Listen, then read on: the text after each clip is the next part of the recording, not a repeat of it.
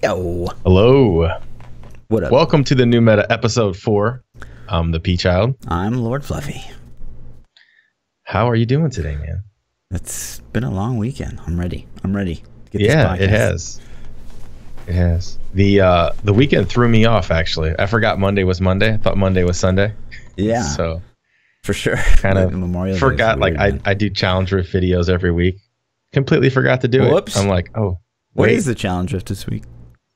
It is a Crusader. You're playing a Hammerden Crusader. Nice. Yeah, it was. If you've played Hammerden in the past, I think that was big in season 6-ish, maybe. I don't know.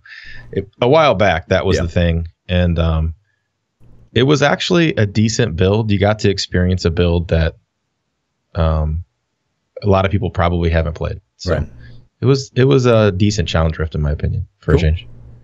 Yeah, liked it. So patch notes.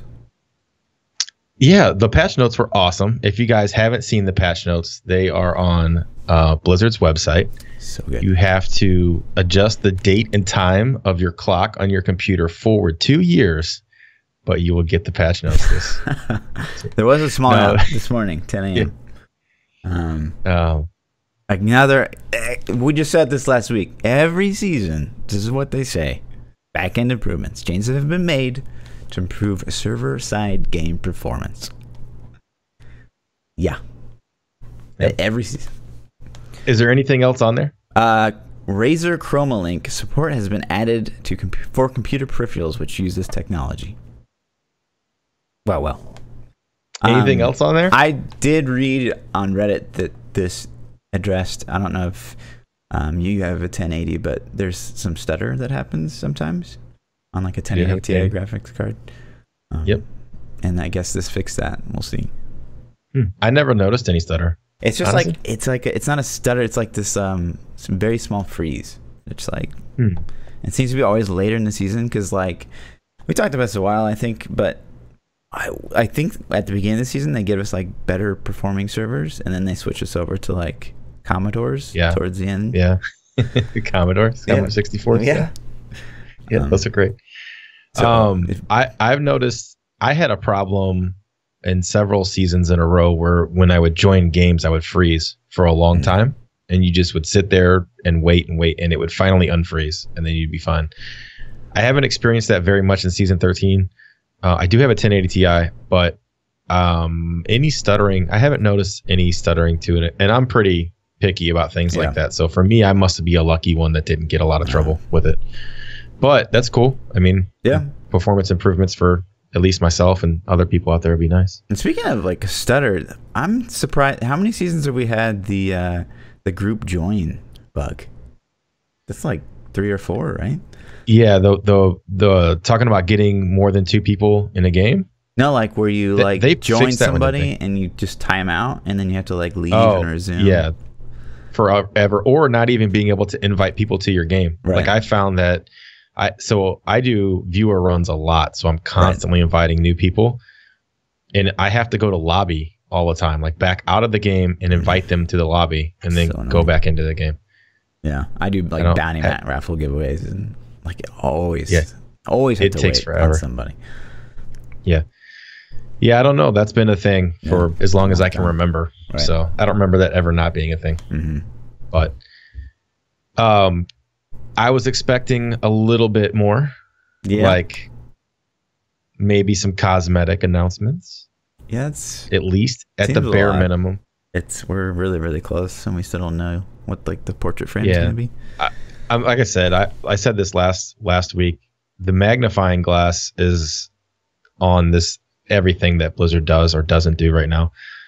So I don't know if they normally have announced it by this point. I thought they announced it with the season end date. I thought there was a thing, but maybe I'm remembering wrong. Yeah, I couldn't really tell you. I was definitely refreshing the website today, trying to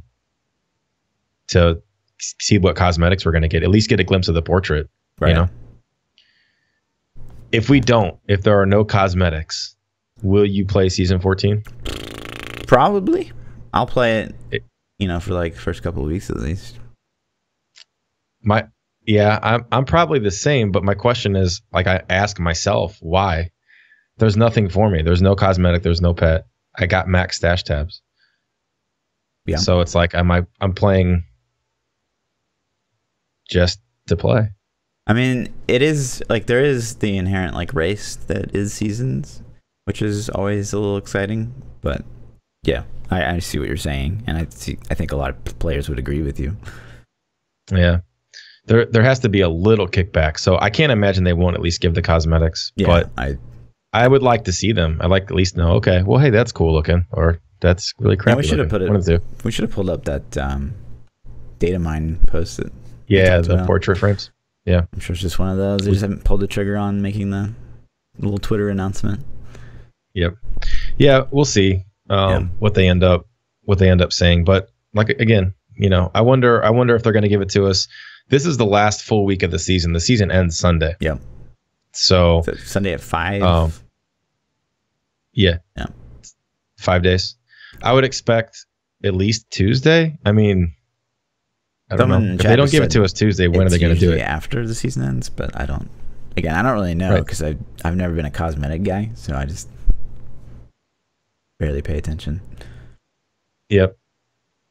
So back to are you a challenge rift guy? Do you do challenge rifts weekly for the free mats at least? I always just I honestly end up forgetting because it's such a silly thing. I actually get a little upset every single time I do a challenge rift because I think it's another missed opportunity inside of Diablo. When challenge rifts were first announced, I remember there was a lot of excitement behind it because people were like, they were thinking it was going to be, and I think most people thought it was going to be like, okay, now we're going to get rid of like this Paragon situation. We're going to stop talking about how a huge Paragon is an advantage and stuff like that. It's going to be like, the necro push build, and I'm going to be able to go in and I'm going to be able to rank myself against players, and we're all in the same rift, same gear set. So a lot of players were excited. Right. And then it came out and it was something entirely different. Basically. Yeah. It's not at all. I don't know what I expected. I guess I expected it to be more prestigious, I guess. Like, hey, I got #1 in challenge rift this week. Cool. Like, but is there a way to even go back and view the leaderboards? Maybe on their website. I know in game you can't. So it's like for that week you're on top of the leaderboard if somebody checks it, but there's no special emblem for getting like top 10 or top 5 or the #1. And I couldn't even tell you because as it stands right now, it's a joke. I mean, you play some randomly selected person's build. Like how many challenges you jumped into and like they're wearing like focus but not restraint, or like they're wearing lawn but they're not wearing any. It's the same. For like the last 4, I do the challenge rift video guides every week to help newer players that might struggle with it, and the last 4 weeks have all been the thrill challenge. So the thrill challenge, if you're not familiar, is where you have to do a 45 greater rift with no set items. And so the last 4 weeks in a row, that's what it's been. Well, that's not a very hard challenge. It's not a difficult challenge to get. Sure. You can basically, once you're Paragon 500-600, you can throw on pretty much anything as long as you have some basics, like a Demon Hunter, for example, that uses the multi-shot bow and quiver. That's about all you need. Yeah, just damage modifier or something. Just damage, And so the person will have like Tasker and Theo gloves in the cube and Tasker and Theo gloves on, and then like a Unity on their follower, but no Unity on themselves. And it's just crap builds like that. Yeah. And to the point where I started making fun of it in the challenge rift guides, and I'm like, hey guys, guess what it is? It's another thrill for the 6th week in a row. And it's a very missed opportunity because like I thought it was going to be something cool. They're going to say, hey, we're going to put together this top tier Inarius build or this top tier, Jade Harvest build. And then you have to push the leaderboards and figure out how you can do this in the least amount of time. Sure. And then the rewards seemed like it's been so long since they did that announcement video or the announcement, segment. I remember them saying that they were going to give like really good rewards and things, and it's like bounty mats, which is it's nice to get the free bounty mats. I mean, 5 minutes for a set of T13 bounty mats is faster than going and doing the set of bounties, you know? Yeah. But I think, you know, it is, like I said, it's a big missed opportunity. Like I think they could split it up into it's its own game type, but it's really just like one game. Like it's just, you do it once, you get your rewards, you get out of there. I don't think anyone in its current situation really cares about rank, but I think they could have done it like in a few different ways. Like they could have 3 different types, where one is like, it's like we just talked about, where, you know, you get the best gear for, you know, the best build for like the Necro. Like you get the best Cold Lancer build, and you're just pushing as best as you can. And there's an actual leaderboard. Whether or not the rewards are great, I don't know. I think that they don't have to do it weekly. If they did something like that, they could just definitely break it down to like even monthly or bi-weekly. I think another really cool thing they could have done with the Challenge Rift is like a kind of a T13 like build. Like any one of the millions and millions of builds on Diablo fans, like they can just go put one of those actual builds. It's like an actual build that people have spent time putting together, and try it. And just, here you go. Like, yeah, you don't have to farm up the gear if you want to try out this build, and you don't have the time to put the gear together. Like, here you go. Like, here's your chance to play that build. And even furthermore, they could. Furthermore, they could even like spotlight people if they wanted to. Like that would be a pretty cool way. Like you could like, okay, you know, check out this person's build. It's on Diablo plans at this link, and it's a ton of fun or whatever. Like it's that, and they used to do something like that. They used to spot. Didn't they used to have like a Play Your Way Thursday or something? Or they had some kind of spotlight segment a couple years ago where people would throw together weird, not popular builds, and they would talk about them and kind of like highlight that.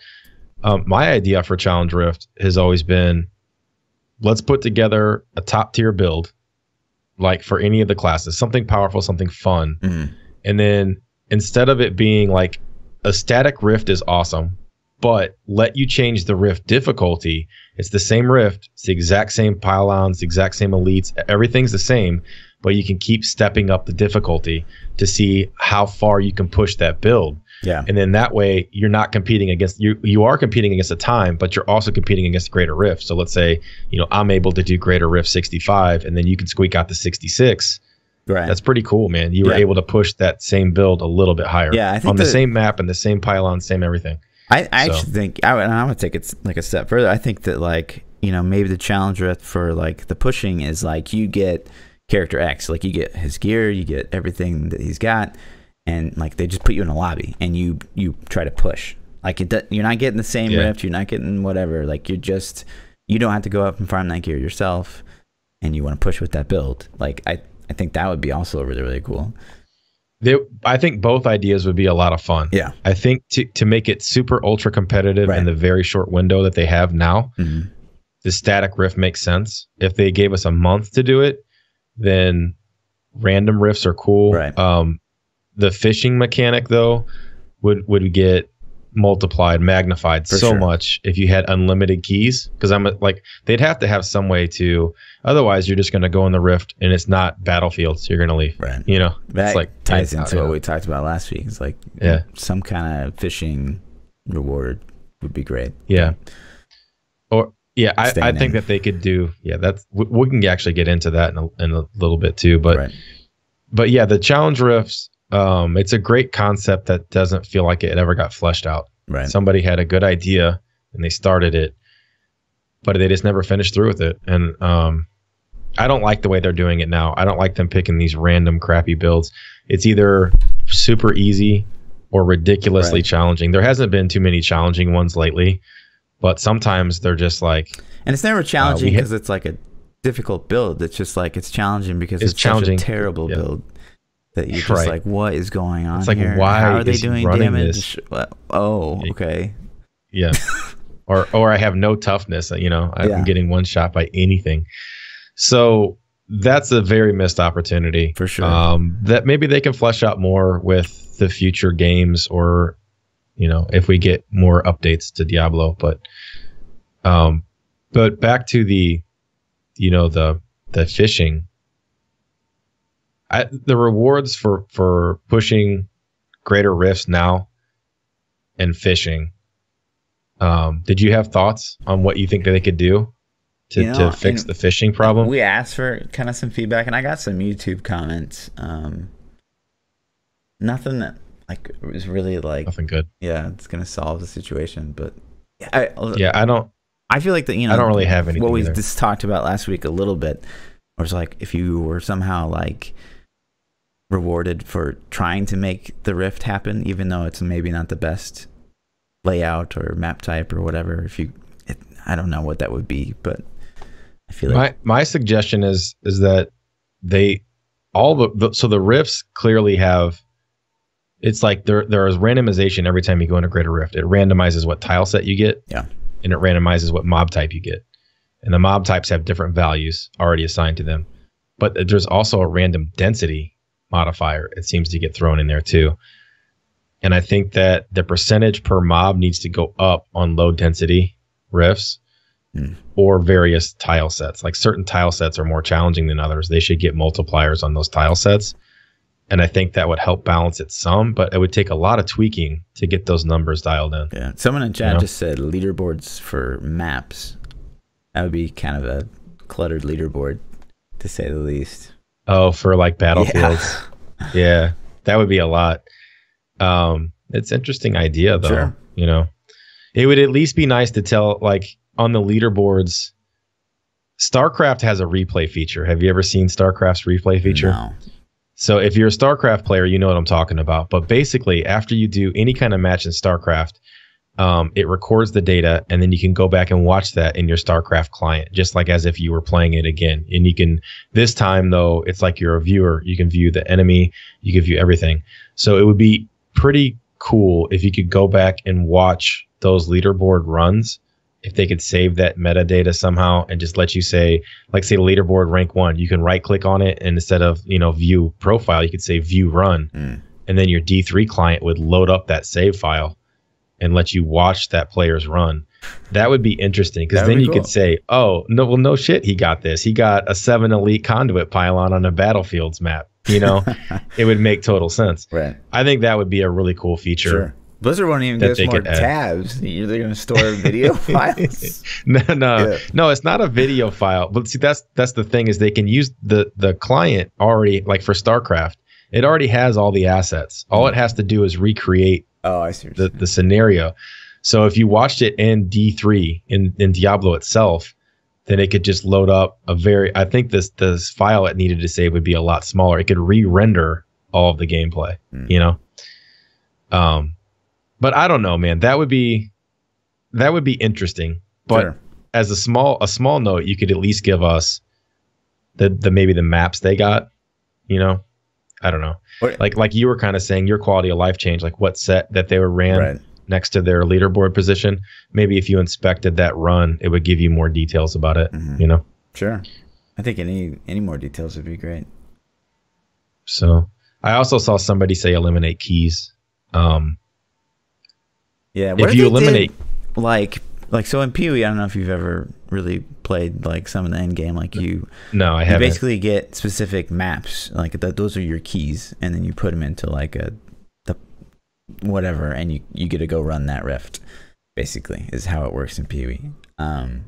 So what if you could what if all the maps were specific keys, and you could farm up the best map and just use that for your pushing. But so you would just trash all your you could trash them, or you could farm those rifts like for just gem for ups. XP and gem ups, and then just use the good maps. That's an interesting idea. Yeah, like save all your battlefields in Act 4. But to someone like me who does like a ton of solo speed farming, that would suck. I would hate to just farm like caves and stuff. You would farm the shitty rifts all day. Yeah. Oh my god. But yeah, that seems like in itself. That goes back to the primal key idea, though. I would love them to add a primal key or a legendary key, like the normal keys we have now are 1. What if they added an ancient key that was worth 3, or a primal key that was worth 15? Interesting. Opens. So people who don't have supplies of infinite keys, aka Brother Chris playing the game for us, you know, we could every now and then get that primal key and say, oh shit, I just got 15 opens. I can go farm some rifts, you know? Or they could just randomly drop more keys in a rift. Yeah. Yeah. Or maybe the primal key gives you something else. I mean, maybe the primal key lets you select your map type. I don't know. That'd be interesting. You know? Or maybe it has higher, because it's not like Blizzard doesn't know what the desired tile types are. So maybe you could have increased chance of getting the tile type you want on those keys. Yeah, everybody wants that new T13 map. Yeah, with the Necro back. Yeah, the one that's always got no density. Yeah, everyone wants that. Yeah, pretty much. No, all the Necros want that. So, but yeah, speaking of leaders and ladders and pushes, I've been saying, so my chat's giving me a hard time because I love Crusader. I really do. It's kind of like, that's my go-to. Sure. And I've been saying I'm going to play Witch Doctor, and they're all like, no, you're not. No, you're not. You're going to end up playing Crusader. Just, you know, stop lying. So I got on my seasonal Witch Doctor that I made and never played. And I was like, okay, let's do leaderboards. And I spec'd them out, geared them up. Pushing a 91 gets you on leaderboards with the Witch Doctor. First off, how horrible does that sound when you say the words pushing a 91? Yeah. Sounds bad. And wow. So I'm like, okay, let's try it. So I walk in the first 91 and I just get destroyed. Like instantly I'm dead in like the first 3 seconds. And I'm like, what is going on? But so it took me like probably 20 to 30 minutes to figure out exactly how to play the build. Sure. And then I got the 91 and I'm like, oh, that's cool. So I made like leaderboard. I don't know what rank I got. I think it was like 700 something. And then I'm like, oh, that was fun. And I actually started enjoying it. So I was like, let's do a 93 just to try it out. And so I did the 93 and got like 500 something in the first hour of playing Witch Doctor. So that does two things. One, it tells you nobody's playing Witch Doctor because I was able to get rank 500 in the first hour. And then two, it was fun to play a new class. It kind of gives me a little hope for this season. So those people out there listening, if you haven't played a class in a long time or ever, play that class next season. I actually, it kind of helps support my feelings of, maybe I will give this a try. Sure. A 93 is pretty low. To totally agree with that because I get people, coming to my chat all the time like, oh, there's no new patch notes. Like, what are you going to do? I'm like, well, I mean, season 2.6.1 was the biggest patch we've probably ever had in Diablo, and every class was affected by this huge change. So if you haven't played a class in a long time, like what ThaPChild just said, like if you go back and play it now, it's gonna feel different. Something's gonna feel different. You're gonna be able to do higher than you've ever been able to do before. Maybe you're a different build than you've ever done before. Like it's gonna feel different. So a lot of people are like, oh, no new changes. But I mean, have you really played every new class since 2.6.1 came out? I mean, of course not. I mean, that's a lot of classes and a lot of builds, and even I think people are a lot of people are caught up in the power. It's not Necro, it's not Crusader, because those two push so high. They push, the top of the leaderboards is in the 120s, And then like myself personally, I'm not ridiculously competitive with the Crusader, but I'm at 112 on the Crusader, which to a lot of people that's pretty high. And but then on the Witch Doctor, it's like 93. I mean, that's a pretty huge gap. You're talking about 20 greater rift levels. Is 112 on a Crusader top 100? I think I was at like 130 when I got it, and I probably got pushed down since then. So, no, that was 111 is what I got. I'm sorry. A 112 I think would be really close. Yeah, maybe over 100. Right on. So I got 112. Yeah, it's definitely close. In the 80s or 70s or something. Yeah, something like that. Yeah. So, but people get caught up in the power, and they're like, oh, if I'm not at the top of the charts for every class, I don't want to play it. Give it a try, man. I had a lot of fun on Witch Doctor. I actually stopped playing it because I'm going to play it next season, so I don't want to like burn myself out on it. Yeah. But it was fun for that hour I played it. That was like one of the fastest hours of Diablo I've had in a while because I was into it, and I was like, oh man, this is great, this is fun. And I'm like, one more rift, guys, and I kept saying one more rift for like an hour, and I'm like, okay, I really got to stop. Right. So yeah, it's kind of the same boat for me. I don't know that I've ever really played Monk in a season. I'm excited to see what they can do. I'm like, everyone tells me like, oh my god, I'm all about speed, and Yep. you know, I play a Necro, so it's like crazy speed, and people are always like, oh, that Wave of Light, it's the fastest T13, it's the fastest T13. Yeah. And I don't see a lot of streamers like going crazy ham on a T13 monk. So that's because you have to play it. Right. It's because I think a Wave of Light monk, in my experience, I played it just a little bit enough to see if I liked it. It was a lot of work. It was very fast, but it was a lot of work. And I think for a streamer, like at least myself, I'm focusing on my chat a lot, and that's not something that you can do. It's hard to read chat and play the Wave of Light monk compared to other classes. Shoot, I play Blight Spear. We'll see. Right on. We'll see. Yeah, I just think I like, but that's a personal thing for me. I like to play classes that are tanky and easy to play, so I can look. That's why I gravitate towards Crusader so much. I am completely opposite. I can't stand playing classes that are just like tanky and you like, you know, spacebar through the rift, and like I like to be super engaged, and that's why like a lot of people, like you go to my YouTube comments like, oh, this build sucks, it's too hard, blah blah blah. I'm just like, man, I love, like, you know, what people call try hard in the game world. Yeah. Like I am all about that. I like to be engaged, or so I'm just bored. I want to be challenged. So I'm completely opposite. And it's different. It's the different play styles, and that's what's cool about Diablo is you have those choices that you can play. So, and there are specs that are both. So you might love Wave of Light. I think it's a little bit. It's not like spin to win. Like, you know, you get a spin to win barb, hold down right click, and just blaze through the T13, and you fall asleep. Let me ask you this: have you played a Z barb in rat runs? Yeah, not rat runs. Did you like? I played a Z barb for pushing, but I've never played it. For pushing. Yeah. Pushing is a little different because you're actually pulling things and it's very engaging. And doing more. And that's engaging. Yeah. That's why I specifically asked for rat runs, because a Z barb in rat runs is extremely passive. Like you just spin around and pick up globes. And I was going to ask if you enjoyed that or not. No, never done it.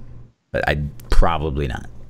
You probably hate it. And see, I like it. So I think that's cool that we're opposites. We both have different perspectives to share. So So that's kind of, you know, that's what I've been up to the last couple days of the stream, man. I've been really considering what I was going to play next season, and trying out the Witch Doctor just a little bit. So I need you to play Witch Doctor for the podcast, because I'm never going to do that. Are you kidding me? So if I don't play it this season, I think we'll just act like Witch Doctor doesn't exist. I mean, there are only 6 classes in Diablo 3. Continue as normal. Got it. Yes, exactly. Exactly. What about, I know that you had some ideas for some speed boards. Yeah. Right? So this is something I've been preaching for a very long time. I think it would be great if there were speed boards, was what I call them. So every tier, so GR 80, GR 90, GR 100, they had like a cutoff. That's its own leaderboard. And the time is like, you know, obviously just like the actual leaderboard, the best time is at the top. So you really get to see like this dude like flew through a rift, because he always talk about like, oh yeah, you know, I did Wave of Light Monk a 90 in like a minute and a half, and it's like, well, you can't ever see it because, like, you know, the leaderboard's totally gone. So it's like that would be really, really interesting to me, and especially to me because I'm mostly solo, mostly speed farming. I love it, and that would be so fun, and it's also something you can kind of like get on the way to pushing, if, you know, maybe that's your play style. And you know, and that might also kind of open a lot of players' eyes to like the speed realm of Diablo, because I think a lot of players come to Diablo and they do the same mistake that hundreds and hundreds of Diablo players have done before them, is that they go to Diablo, they Google what's the most powerful build in Diablo, they put it together, and then they go into risks, they get annihilated. It's nowhere near the GR that the person that they Googled did it, and then they're like, well, this game sucks, I'm done. And it's because that's the worst way you can play the game. Yeah, and they're missing some of the smallest nuances ever. And not even that, but like, so obviously the first thing you want to do as a new player is like you want to get into the speed, like you want to speed. It's all about speed. And like if you look at, say, Necro, for example, Necro's a perfect case of this, because I guarantee you, like, thousands of players came out and tried out Necro, and the Necro push build, I mean, it's not fast. You can't do a GR90 in like 5 minutes. It's just like you're waiting on cooldowns no matter what GR you're in. It's not a fast, it's not a fun build to play. And like you can be doing GR90s, you know, something like Blight Spirit, Singularity, like the build that you play a lot. Right. Like you can fly through rifts. Like it's insanely more efficient. But like again, like a lot of players just come in like, oh, this is the most powerful build, so I'm going to put it together. And that's just like the worst way you can play the game. And I try to sell it all the time, but I mean, there's obviously a lot of players I never reach, you know. And there's this focus on YouTube that just focus on like what's the most powerful push build. Like, you know, Riker, great, you know, for the community, but his focus every season is like, this is, you know, the S tier of season 14. Like the highest pushing. Yeah, this is what's pushing the highest. This is the best right now. But and for new players, that's not even always the case anyway. So like, here's my example. Like I play Akan's Condemn a lot, and I'm not like a Super Crusader expert. I just like that build. So. But there are a lot of variations of the build. Mm-hmm. New players always copy the leaderboards, and the leaderboards always run Convention of Elements because it's the top tier. Right, that's how you do the most damage. But their gear is optimized. They have optimized resistances, optimized physical resistance. They understand all the little nuances of how to play it. So they take that build, and then they come in my chat, and I swear I get this like almost daily. They'll come in my chat, and they'll say, how do you stay alive in like 100 or 110s, or like how are you not dying? And I'm like, because my gear is optimized. Are you playing with convention? And they're like, yes. And I'm like, take that off, put on Unity, and then instantly they're going to get into 100 right there. Just that one small tiny change. And then I explain, you know, if you start getting your resistances and your physical resistances optimized and learn how to play the build a little bit better, then you can take that off and put the convention on. Right. But it's in like small things. But when they look at a build guide, all they're going to see is the top tier is convention, or if they follow leaderboard, it's convention. Yeah. And I agree. And then they're trying to run the push build through T13s instead of figuring out some speed builds to get gear faster. So yeah, I agree. I like the speed board idea. The thing is, would you break it down by class even further? Yeah, it'd be just like it looks right now. But like, okay, just add the tiers on it.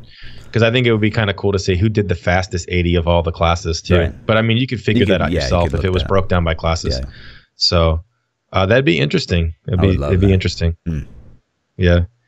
Try to push. So would your push game switch then? Would you stop trying to push top tier and try to push speed? Like, I'm gonna do the fastest 90 every single season. I mean, I would already lock it down because all I'm doing is like I'm speeding risks. If I'm playing solo, I'm speeding risks. So it's like I'm gonna get it on the way to pushing the top of the leaderboard. Right. So it's like it'd be great for players like me. And I think, you know, a lot of people are like, oh, it's all about the meta, the group meta, rat runs. Oh my god, pushing in a group. That's what it's all about. But like, I would say most of the player base is probably just like solo players that get on, you know, do what they can, log off. They don't have like this perfect meta setup or anything like that. They're not like in the rat run channel getting optimized groups. It's like it's a pretty big chunk of the population. Yeah, the population is there's still people playing the game, but man, you can definitely feel it. Have you tried to queue up for a public game in the last couple months? Never. I haven't. I used to do it for fun. Sure. You know, like when I would first start the stream, I would just jump in a public game for fun and just, you know, kind of warm up while I'm saying hi to chat. I haven't done that in a while, but I can tell you that the communities, you know, even the largest communities like the Reddit community and like, you know, the Greater Rift communities that used to have thousands and thousands of people online are down in the, you know, 200-300 range. Yeah. And it's like, wow, it's eye-opening for sure. Mm-hmm. I mean, it's late season and always dies off, but yeah, we're seeing lower, obviously, because of no new changes. Yeah, I agree. I think last season there was a small resurgence of popularity when they announced the cutoff date. I think a lot of people came back to see the leaderboard pushes and to push leaderboards themselves. And I haven't seen that as much this season as in the past. But you know who is still playing the game a lot right now? Who is that? The botters. Yeah. All those spotters. Oh, fucking rats. Yeah. I mean, I like to talk about positivity and things, but this is such a huge topic. And the reason that I want to bring it up, is because, so today, doing a little research for the podcast and looking at things, I was reading the battle.net forums, and like every thread I went into, somebody completely derailed the thread to bitch about bots. And like almost every single one. Even if it had nothing to do with it? It had nothing to do. Like this guy asked, he said, oh man, I can't even remember what it was. Something about, can we get the bug fixed where public games you can get more than 2 people? I guess he must be still having that issue. I don't know. Mm-hmm. But it was a current thread from like the last 2 or 3 days. And the first thread in there was somebody like, your 6K Paragon, your bot doesn't need people. You know what I mean? Wow. It was the first comment, and it was kind of funny. Like, I mean, he was like 6K Paragon non-season, which, you know, think what you will. But, and then it just started, like, there was 5 or 6 posts of people bashing this guy, and all he asked was to get the thing fixed. Right. You know what I mean? We don't know if he's a botter, but the community is like eating itself at anybody who could potentially have high Paragon, you know? And then there were just more threads like that. Like all the threads just had these derailed topics of, you're a botter, fix the botters, ban the botters. Right. You don't care about botters, you know? The Diablo forums, man, it's a toxic place over there. But so I get surprised by, like, I have some insight to like the botting community. Like I said, I'm part of some Discord channels, and actually like my brother in real life, he's a flagrant botter, and I always give him shit, and I call him a rat all the time. But like it's crazy to me that, like, the mentality, and I'm not saying this is the whole bot community, but I'd say, you know, the people that are like really into it, like they have such like an elitist mentality. Like they view themselves as better players, because not only are they, you know, botting the game to the best of their ability, but, you know, when they're online, they're running rats the most efficiently or whatever. And you always hear like phrases like, you know, you have to bot to be competitive in Diablo. And like that phrase alone, like, just is so backwards to me, because it's like they're contradicting themselves and they don't even realize it. Because it's like, if you have to bot to stay competitive, like, you're not competitive anymore. You're relying on a cheat. You're cheating, right? To stay competitive. It's like, what do you mean you have to bot to be competitive? As soon as you bot, you're no longer competitive. And people, and then like, even like, so Chainer, like a very popular Diablo streamer for a very long time, he decided to just completely be open about botting last season. Got banned, of course. But it's such a shame, because like Chainer was actually a really, really good player. He's made it on top of the leaderboards many times before the bot was a thing. He's very talented at the game. But to him, and I stopped in his stream and I asked, like, hey man, like, what, like, why do it? Like, you're very good at the game. Like, what's the point? And he's like, right. His response, and I won't forget, like, I'll never forget it. He said, "You're not number one unless you're number one." And I was just like, what do you even say to that? It's like, that's crazy to me. Like, to me, you can just, like, I'm rank 5. I look at, you know, the guys above me, and they have 24-hour uptime. Like, come on, like, just wipe those guys out in your brain. Like, why does it matter so much? Anyone that has like half a brain in this game can inspect people, realize very easily that they're botting, and just be like, okay, well, you know, Chainer's the real number 1 this season. And it's just like, that's crazy to me. I don't know. I don't have the exact same mentality as those guys, because to me, I don't really care if I'm number 1 or if I'm number 10. You know what I mean? So the game is more about enjoyment and having fun to me. And I think some people see it more as like a sport, or more as like an esport, where it's like, I got to be number 1 to prove I'm the best. And some people, like maybe in Chainer's case, I don't know if it was like financial for him. Like, maybe, I don't, like, if he does a rank 1 clear at the season and posts a YouTube video, is he going to get 500,000 hits on that video? Back in the days, maybe, you know, or any of those guys. I don't know.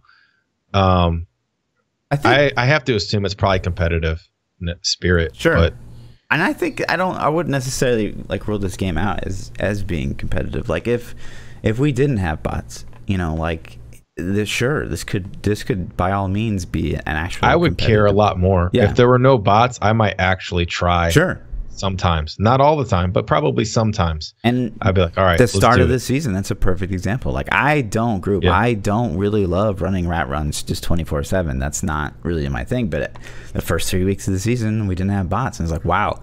Like I guess I'm actually going to give this thing a go and try to take the necro board. But of course, then they got fixed. But I pushed at that point. I was like ranked 20 or something like that. But damn. Yep. It's crazy. Like, and you see, like, you know, when like the bot stops working, and you know the community just like falls apart on their little channels. It's crazy, man. And it's interesting. It's and the thing is like there are some people that I know bot that I really enjoy as a person. Like I like them, but at the same time, I feel like they're destructing the community. They're helping contribute to that for sure. So it conflicts me quite a bit. So I don't know, man. I really wish if Blizzard would fix it and get rid of it, then problem solved. Those people can't bot. I don't have to hate them because they're botting. We can be friends. Right.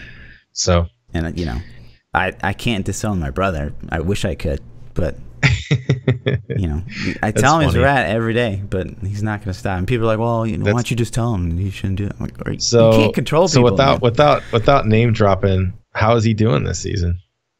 You know, I could pull up my game real quick and probably and this would be an interesting fact because don't pull it up on stream. You don't are on the thing. You're gonna expose your brother. Here, I'll hide it. You hate your brother. You hate him. He's a rat. All right, so we'll pull it up, and I know so he hasn't played the game this season. He hasn't even like ratted or anything because he's going through some shit or whatever.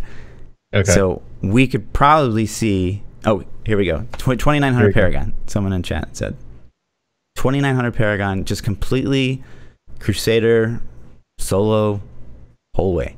2900 Paragon. And to put that in perspective, I am a optimal solo player. Like I play as many hours as I can. I have about 1720 Paragon right now. Yep, I'm the same way. So I am I play in groups, but I don't rat 24/7. I do mostly a lot of like viewer runs, carry runs on my stream, and I'm Paragon 1810 ish, and I play 7 days a week. I don't play 15 hours a day, but I play 7 days a week for 3, 4, 5, 6 hours. You know. Yep. So it's crazy. So it's nuts. Let's stop talking about the evil bots. I know that we could talk about this forever. Did you try out Bless? Do you guys know what Bless is? Yeah. Bless. Explain us to us, because I think you're into it more than I am. Pull up a video and we'll just like kind of play some gameplay in the background. But so Bless is like, you know, a traditional MMO. It's basically like a re-release. It's kind of like a Realm Reborn kind of thing where like the first launch didn't do great. So they like pulled it back. They tried to like improve it, and they've just released it this Tuesday. It's in early release right now. So if you like buy it for $40, you get to play 2 days early. And then come Wednesday, and I thought it was going to be free to play on Wednesday, so I thought it had hope. But it turns out it's actually buy to play on Wednesday as well. It's just like $10 less. Oh, okay. I thought it was free to play as well. I also did. So the reason that we're talking about this is, one, there's not really a lot of Diablo news, but two, this is kind of a big game in the Diablo community. There's a lot of Diablo community members that have been hyping up this game to the point where people are coming in my stream asking me about it, and I had never really heard of it before. But a lot of people were hyped for this release, so I checked it out. Quinn was playing it. I watched Quinn play it a little bit. I'm not gonna lie, man. It looked bad to me. It didn't look that good. Sure. So I would really like to get opinions and talk with people who've played it. Just as a viewer, it didn't get me. But I am level 35. Okay. So I've grinded like a couple. I mean, it's only been out for like 2 days, but 2 days. Okay, it seems like you put in some work. Yeah, so I put in like we did a 12-hour stream when it first came out, and then we played a couple hours today. But yeah, it's crazy to me that this game had blown up basically on Twitch. Like it had like 150K viewers or something for the first hour that it was out. Like Shroud was playing it. Yeah, I saw like Summit was playing it. Summit. Yep. Obviously weren't ready for that kind of traffic, which is, whatever. Like every game in the last 5 years that has a release is like, it's never good on release day. It's just crazy to me that no one can get it right. But right. I think it's not a great game. The first 13 levels are the worst probably MMO experience I've probably ever had. After that, it gets a little better, but it's very grindy. There's not a lot there. It seems like there's a lot there because the systems are so overly complicated that it looks like it feels overwhelming, but it's actually like incredibly simplistic. It's just like the UI is that level of bad. But what I think is interesting about Bless is like the attention and how many players like are willing to try it. Because to me, that's just like people are so thirsty for an MMO, something that's not World of Warcraft. Like people are dying. But the thing is nobody can get it right. Nobody can get it right. I am an avid World of Warcraft player. I don't play right now, but I played for 14 years. I have over 1,000 days played, not hours. I have 1,000 days played of World of Warcraft. Okay, so like I'm your hardcore World of Warcraft crack addict. I tried every MMO out there to get off it. I tried Until Dawn, or well, not Until Dawn. I'm sorry, the 40K. Warhammer 40K, whatever that one was 10 years ago. Age of Conan, sure. The Star Wars MMO, Terra, Aeon. Was it Aeon? There were so many that I've tried, I can't even remember. Yeah. And none of them could get it right, man. They couldn't emulate that magic juice that Blizzard found with World of Warcraft. That is like, farm your life away, and we're gonna make you think you love doing it. Yeah, there's certainly there's been some along that road that have been, I think, pretty fantastic. Like you talk about pre-WoW days, like EverQuest was like, that's EverQuest for a lot of people, like what you're talking about with WoW. Yep. And like, Star Wars Galaxies was pretty great when it first came out, and then they just got it wrong after a while. But it's crazy. Like for a long time during that era, like we were getting like betas for an MMO like every weekend. Like it was like, the battle royale. Yeah, it really was. Battle royales. It was. And they were just like, well, what game are you gonna try this weekend? What game are you gonna try this weekend? And that, to wheel this back into Diablo real quick, like that is crazy because it's like Diablo really never had the copycats. Like you don't see a ton of top-down like action RPGs out there. You got like Pee-wee, you've got Grim Dawn, Baldur's Gate, maybe a little bit. Yeah, Dungeon Siege, stuff like that. Like nothing that's really like true Diablo copycat besides like Pee-wee and Diablo PoE 3. is the only one that comes to mind for me. Right. Yeah. And it's unfortunate because I mean, like you look back and that Diablo 2 was the game that like probably everyone wanted to copycat. Like I think the lack of competition is kind of what put us in the state we're in now with Diablo 3. Because if there were a competition that did well, Blizzard's going to say, oh, there's a lot more money sitting here. Let's hurry up and get out this new expansion, or let's get out Diablo 4. Let's push these things out. Yeah. That's, the Bless launch. I heard there was problems with the launch, which that's every game.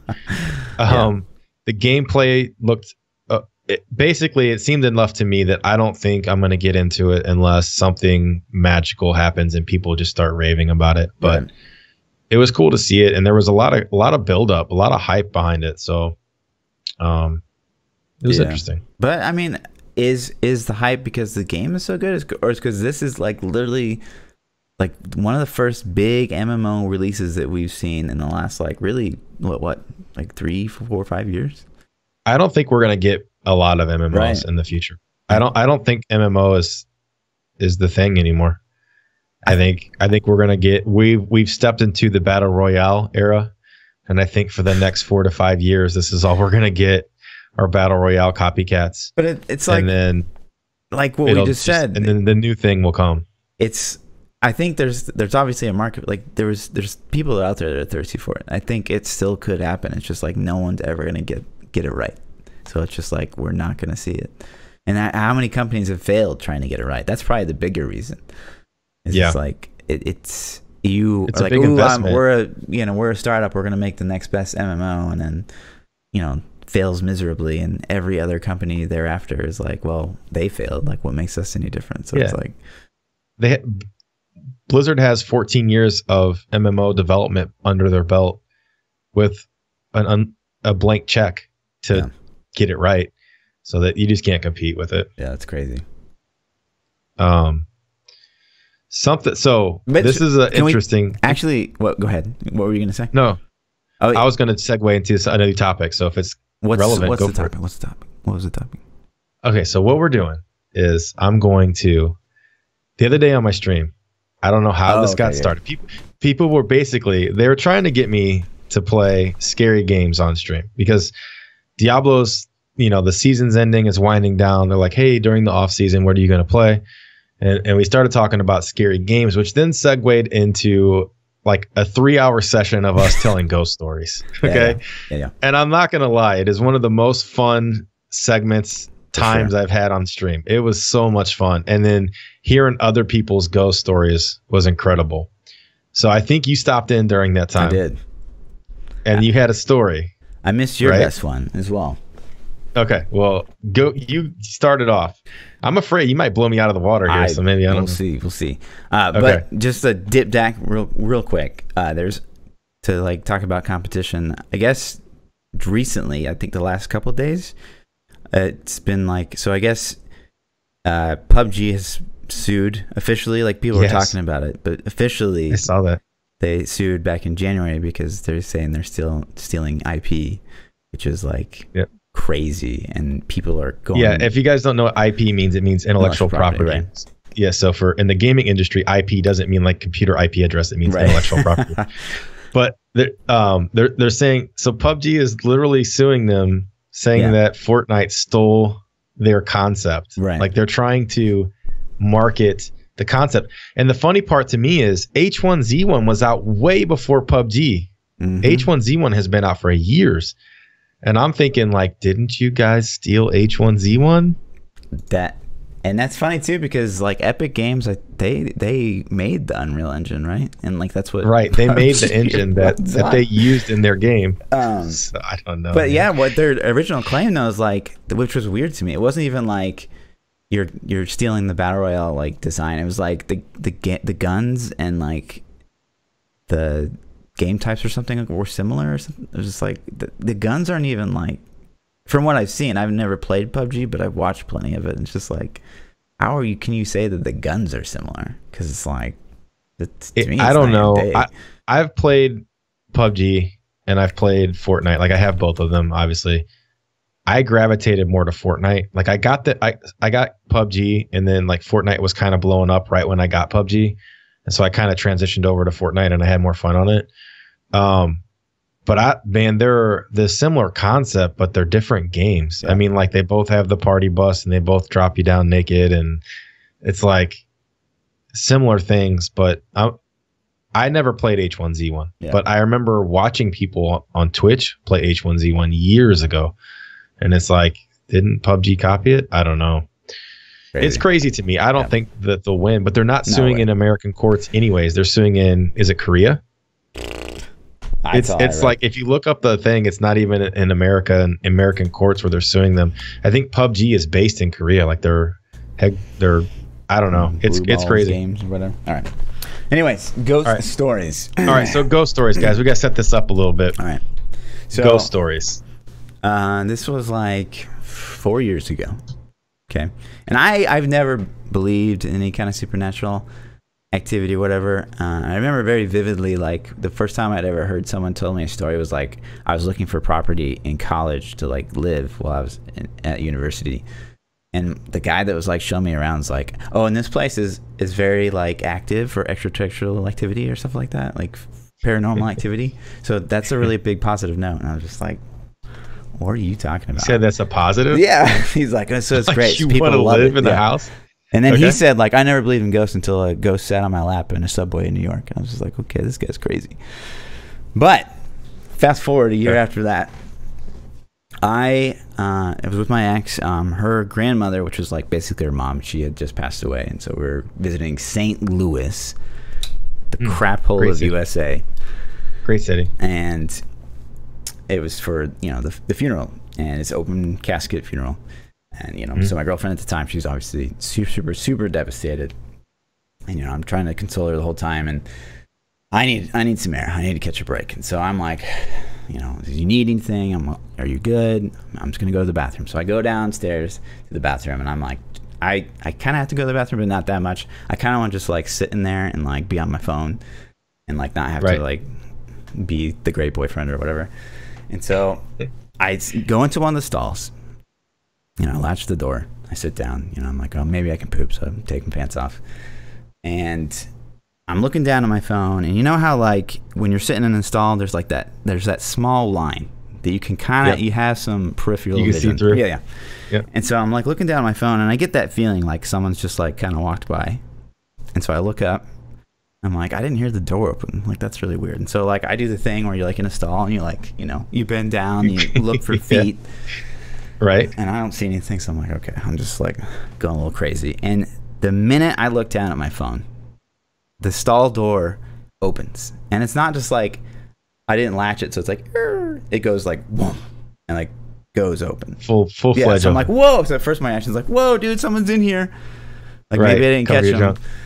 And it's like, look around, like, no one's there. So I'm like, okay, like, this is weird. So I grabbed the door, like, close it, and then I'm playing with it, like, because I'm an engineer. Like, I play with the latch for a bit. I'm like, how in any way, shape, or form could that have happened? Like, you know, I'm examining the device. And I'm like, okay, it's fully latched this time. And I, like, shake it, and I'm like, it's had to have been something I did. I probably just didn't latch it all the way, like, being reckless.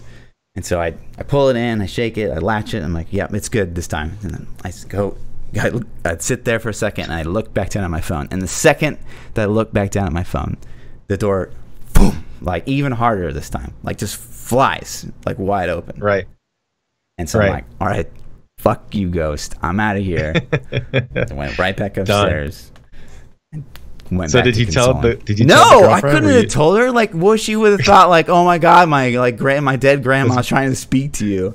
Like, there's no way I was gonna tell her. You didn't say shit? I didn't say shit until like a year later. Until I was like, hey, you know when we were at, like, yeah, some shit. And you went didn't down. get out of that scene. I would have been like, we gotta go right now.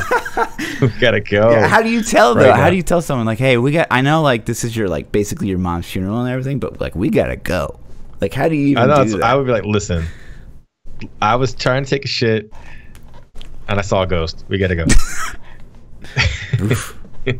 Don't argue, get in the car. Yeah. So oh, that's pretty good. I have two. There's one I didn't tell on stream. Sure. I actually forgot about it. My wife reminded me because she was watching, and she's she's like, you didn't tell the good one. And I'm like, oh, I forgot about it. I don't ever forget about it. So I'll tell the one I didn't tell on stream because a lot of people might have heard it. We've lived in the house that we live in now for about 10 years. And when we bought the house, the day we bought the house, we closed and we got the keys and we came, and, you know, you just get your house. We had nothing in it. We didn't, you know, I think we had like my sofa. We moved my sofa and maybe a TV was like sitting on the floor, you know? Yeah. So we didn't have a refrigerator. We didn't have anything to eat. So that night we were so happy. We were celebrating. We went out to dinner and we went to a movie. And this is, you know, this was, God, I don't remember exactly the name of the movie, but there was a movie, in chat will probably know, or maybe you'll know. There was a movie where this guy sets up cameras all in his house. I think it might have been called Paranormal Activity. Yeah. Where this guy sets all these cameras up in his house and it records like spooky things that are going on in his house, and his wife ends up like sleepwalking. I've never seen it, but just based on what you're describing, it sounds like Paranormal Activity. So I think it was Paranormal Activity. So we went to see, my wife loves scary movies, and we went to see this movie. I'm not a big fan, but we went to see this movie. We went to dinner, went to see the movie. We come back home. And so we're laying on the couch, and my son, who at the time was like 4 months old or something, you know, like he was super little, had gone to McDonald's, and McDonald's was giving away in the Happy Meals these little chipmunk toys. It was like an Alvin and the Chipmunk toy. And if you moved his arm down, he would sing the McDonald's theme song in a chipmunk voice, right? Fuck. This already sounds creepy. So, yeah. So we're laying on the couch. There's like a brand new house, right? This is night number 1. Brand new house. We're laying on the couch, no TV on, no nothing. It's dead silent. And all of a sudden, out of the bathroom, which is up the stairs down the hallway, I hear this da-da-da-da-da, we're loving it. But it was an Alvin the Chipmunk voice. And we're both like, we had just seen this creepy movie. So we're like, what the fuck was that? And she's like, go check. And I'm like, all right. So then I'm walking towards the bathroom, and it does it again as I'm walking towards the bathroom. And so I kind of look back at her, and I go in the bathroom, and I pick up this toy, and I'm like, it's just the kid's Alvin and Chipmunk toy.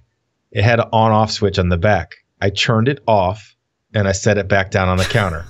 I walked back downstairs, and I sit on the couch. And as we're sitting there, I swear to God, like 5 minutes later, I'm loving it. And I'm like, wow. I'm like seriously freaking the fuck out, because I've seen this movie. I just saw this movie like an hour before, and I just turned this thing off, right? So I go upstairs again, and I'm like, I'm not shitting. If I hear anything creepy, babe, we're out of this fucking house. I don't even like this house, you know? And I go upstairs, and I pick up the McDonald's toy, and it's in the off position, right? Yeah. And I move the arm, and it doesn't make the noise, you know? Inspecting it. Yeah. And so I'm like, well, fuck this. This is how scared I was. This is ridiculous. I filled the sink up with water, and I threw it in the sink of water because it would break it, right? So after that, I think I left it in the sink. I don't know. I think I got it out. I don't know. I got it out, and I think I threw it in the trash can or something. I don't know. That was the end of that night, right? That's right. I threw it in the trash can. So then the next weekend, kind of the same scenario. We're laying on the couch, and I hear this, da-da-da-da-da, we're loving it. And it keeps going off over and over and over. It's in my kid's toy box. I threw that fucking toy away. I don't know how it got in my kid's toy box. So I then walked the toy outside and threw it in the trash can, like the big green, city trash can that they give you. Yeah. Threw it in there. I'm like, all right, cool. The story's going on forever. It happened again. I swear to God, this toy ended up back in the house a second time, and we were laying on the couch the next weekend, and I hear did. I'm loving it, and I'm like, I'm losing my shit at this point. And I go track the toy down again. It's in my kid's toy box. I literally smashed it with a hammer this time.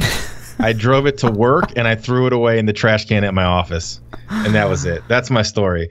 But I swear to God, this little McDonald's toy, man, it was like Chucky doll. So wow, like Toy Story, yeah. But scary. That's as far as I get. So yikes. Well, we got a couple Twitter questions. We're over on time. Yeah. But we can do them. Sure. Do a couple. Ice Effect says, "What is your favorite cosmetic transmog or pet in the game?" I like some of the new, like the necro transmogs. I'm more of like I like the darker, I'm more of the darker fan. So like stuff like Death Knight, Necromancer definitely appeals to me. So I like the Rathma looks pretty good. I think the Necro Wings look really good. Yeah, I do like the Necro Wings. I've been too lazy to farm those, but they do look good. I think some of the. Oh, you mean the ones that come with it? I thought you meant the Tregols. Me personally, I really regret not buying a collector's edition day one Diablo 3. The bone wings? The cosmetic wings. The wings that come with it. Just the yellow wings. Those look so cool to me, and you can't get them anymore, Oh, yeah, like the angelic ones. Yeah, the angelic wings. Yeah. I really, really want those. I think there are some kits on eBay you can buy that are like $300. Wow. It's not worth it to me for $300. I've What would you considered pay it, though. for it? What would you pay for it? I'd probably spend 40. I'd probably spend 40. Wow. As much as I play Diablo, man, you know. Yeah. Blizzard, are you listening? $40. Could it just in sell there. the wings, dude. Like, you need money. Sell wings. Just make. My gosh. You could color them purple and people would buy it. That's almost an hour of dev effort. $40. Get it done. Know. Not quite, but every new D3 player says, when do I consider augmenting an ancient item? I get asked this question a lot, actually. My general thought process is, if it's an item that I know is going to take a long time to replace. So if you get an ancient item that has good rolls, even if they're not top tier primal rolls, you're probably not going to get that again in the season. Like, an example would be like trifecta shoulders or a trifecta ring. Instantly, you know that's a done deal. Right. Your weapon, if you get an ancient weapon, augment that one first. Chaldeesians is what I'm talking about. I always call it augmenting. I don't know. Yeah. Or if you're just sitting on a lot, and that's like, sometimes I'll do that just because I'm like, well, I have plenty, so I might as well augment this. But it's like, we could say these tips, but I guarantee you someone out there, and it happens to me all the time, like you're like, well, I'm probably not going to get another one for a while. I'll go ahead and augment this one. Next Rift. Perfect ancient item. But that's okay. Like, if that happens to you, that's a good thing. You just got an upgrade. Be happy that you got an upgrade. It's like a backhand. Yeah. So I see your 3PO asks, if the blacksmith, jewel crafter, and enchantress all got into a fight, who wins? I guess the mystic, right? She's Act 5. She's got all the new stuff. She's got all the new stuff? Yeah. I'm going to say that jewel crafter, man. That dude was like, isn't he like, I forget. It's been so long since I played the campaign. Was he the guy from Act 2? Was he like God or something? He had something funky going on, man. Was he the guy that was like, that had the... in the barrel? Yeah. Was that the guy? And you had to save him? Yeah. That was him. Like, go ahead. Touch it. That guy. Yeah. Yeah. I'm going to pick him because he's creepy. I think he'd win. Yeah, he's shiesty. He'd figure something out. Yeah. CT88 says, how much do you think it would be to remaster and remake D1 and 2, combine the games together into one campaign? And if they did, would you buy it? Crazy amounts of work. I think multiplayer too. If they had multiplayer. Yeah. I mean, I think D2 remastered is, I think it's a sure thing. I don't think it's an if. I think it's a when. But D1, I mean, I'm cool. I'm all for it. If they Does the storyline from D1 flow to D2? I haven't ever played it. I don't know. I never played it, but I didn't know the ending or how it went down until that David Brevik interview that was pretty popular like a few months back. He told about it. He talked about it, how he didn't like the ending. But I was like, that was how it ended? What? I'm not going to spoil it. For sure I would buy it because it's Diablo related stuff. You know. So I would definitely buy it and play it. Diablo 2 Remastered would be more popular than Diablo 3. For sure. Yeah. I don't know. I don't remember D2, but everybody says that, so I have to maybe agree. Plus, I think it had 8-player multiplayer. Pretty sure it did. Yeah. Demonic Grizz says, if you were made head of Blizzard and D4 was already released, what game would you make? Would it be an action RPG, MMO? What style? We can't just keep adding content to our Diablo 4? Didn't say. I think the reason they said Diablo 4 was made is so we wouldn't pick that, because that's the obvious answer for us both. I don't know, man. Honestly, I'm not really sure. Diablo 4 is my big Blizzard game to come up. I like Overwatch. If Blizzard would dabble in the realm of shooter/looter, like Destiny space, I think Blizzard could absolutely destroy a looter shooter, a MMO shooter. That'd be awkward though, because like, we host you, but we're gonna come out the game that's better than yours. I would. That would be I would have them put money in that. A battle royale might be good too. I honestly think that Blizzard would kill anything that they put their mind to, because all of their games are good. Yeah, so that's their MMO. Overwatch was an example of that. When they announced they were making a first-person shooter, I was like, really? Yeah. And then Overwatch was so much fun. So yeah. How about you? Just go ahead and kick off development on Diablo 5. Diablo 5? Just playing down the road. Done. Shader says, what do you think about the lack of single-player games that don't require internet connection to play? Back in the day, you could get 50-hour plus campaign AAA titles that didn't require internet. Now, every single-player game requires an internet connection as well. True story. That's a valid point, right? Not everybody lives in solid internet connections. Right. An example of this is my mom lives on a farm. I grew up in the country on a farm. She's on satellite internet, which is damn near dial-up. I mean, the latency is so bad, you're not gaming on it. Yeah. You could stream Netflix or something, but so yeah, that's a very valid point. If I were forced to live out there, I would have to move just to play games. Yeah, it does kind of suck for people that don't have means of. They just like want to play a game, and they're like, well, Breath of the Wild, this huge patch first.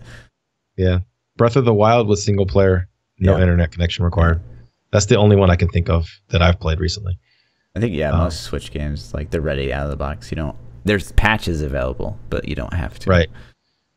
But it was good. Yeah. Off topic for a second. Have you ever played a Pokemon game? I did play. Embarrassing. I was in high school, but okay. I had. Don't justify it. The Pokemon Yellow. I'm not justifying shit. I was a nerd. I did play Pokemon Yellow for sure. Okay. I did. Everyone played Pokemon Go when it first came out, right? Yeah. So I played Pokemon Go like quite a bit because my kids like it, and it was a way for us to kind of do stuff together, So we still play it every now and then. Nice. But I got I got a 3DS and Pokemon Moon on that because my daughter is really big into Pokemon. But they just announced today that they're making a Switch Pokemon game, and I was just curious if that was something that you played ever. In that, I mean, I don't remember a time you're just like, the dude, and you walk around and it's kind of like what it is. It's like a modern day Switch version of that Pokemon. I mean, I guess the multiplayer aspect is, and I don't really play single player games anymore. People are geeking out about it, and it's like, I'm not a huge Pokemon person. I'll probably get it for my daughter. I'm sure she's gonna love it. Yeah. And I'll see how good it is. But I was just curious because it's like, I think it just got released a couple hours ago is when I first saw it. Oh, this is an actual thing. Were like, I thought people. Yeah, this is an actual thing. Oh, okay. Like there was a video, like a official video released today. So, and I was like, weird. Never so that is probably going to take an internet connection, but it just reminded me of that as a maybe a single player AAA title. Wow. While you're looking at, if you are, I don't know if you are or not. I'm not. Casual Gamer says, is there an app on your phone that you hate to use, but you use it anyways?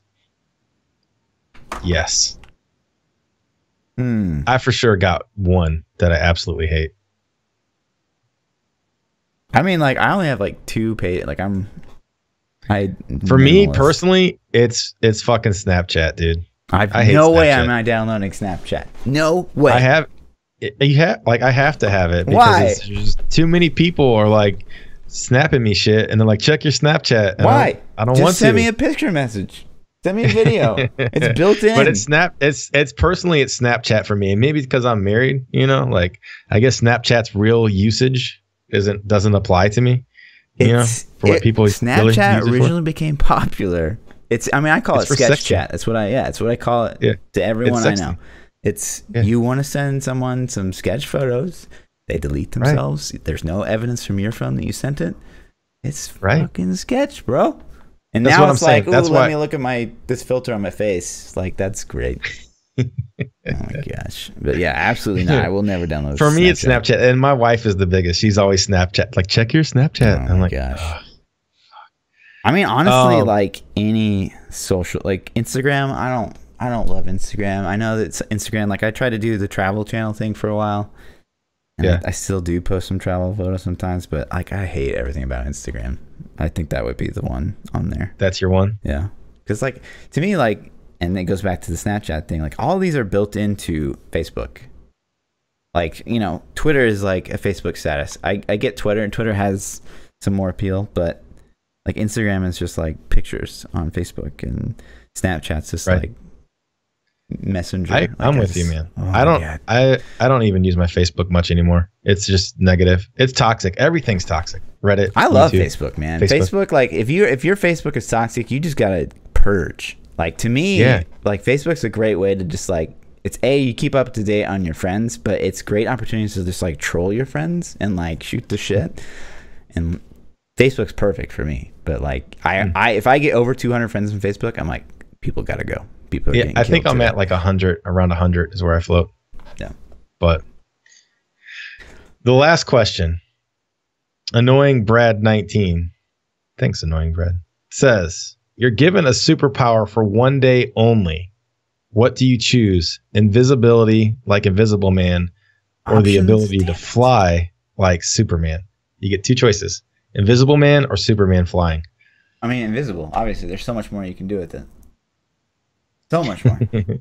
Like financially, so what are you gonna do with flying? You're like, oh, I'm gonna go to Italy. Like, well, you still don't have how really cool would money. that be? You're flying though, man. Yeah, it's you're cool, flying. but like you're invisible. Like, go rob a bank. Go like go rob a bank. Go like actually go commit crimes. Yeah, exactly. You have amnesty Who from all crimes for 24 hours. If they had superpowers? Come on. You can like get money. You could rob a bank and fly, I guess. You could run in Hardee's and grab the cash register and just boom, you're gone, right? I guess, dude. But this is always like, this is a conversation me and Lindsay have all the time, because I'm like, if you could pick any superpower, I'm like, what would you pick? She's like, flying. I'm like, any superpower? And you pick flying? Come on. What are you picking? All right, we'll open this question up. What are you picking? Like any power. The ability to control like space and time, for sure. Okay. You can do everything with that. The only problem with that is like you're still susceptible to damage. Like someone could still like stab you in the back if you don't see it coming. But it's the best one, really. That's what I'm thinking, like Wolverine, man. The healing factor. Oh shit. Yeah. Never getting sick. You're gonna live for a long time. Yeah. But like Magneto could tear you apart. You know, that's just the healing factor, not the adamantium. Sure. Okay. You know, we're nerding out now. Yeah. Yeah, I don't know. If I had to pick between Invisible Man or flying, I think I'm with you. I'd pick Invisible because the same idea crosses my mind. I'm gonna go rob a bank. Yeah, of course. You can financially set. They're gonna fucking lock us in the bank though. And we're gonna go in the vault, and that guy's gonna shut the door, and you're gonna be stuck in there. You know, so we're gonna kill ourselves. Corpse inside this vault. We don't know how it got there. We don't know how this guy got here, but he's dead. So he's naked too. What the fuck? I don't even know. I don't know what's going on. Yeah. This guy was naked in the vault. Oh man. Yeah. All right, guys. That was all I got for you today. So if you enjoyed the podcast and you want to come hang out with me, you can find me at twitch.tv/ThaPChild, streaming 7 days a week at 9 p.m. Central Standard, 11 p.m. on the weekends. Twitter is at ThaPChild, and YouTube, you can just search for ThaPChild. Yeah. And I'm Lord_Fluffy on YouTube, and double those underscores for Twitter. If you guys want to watch the podcast, PChild puts it up on, whatever is it, iTunes or something.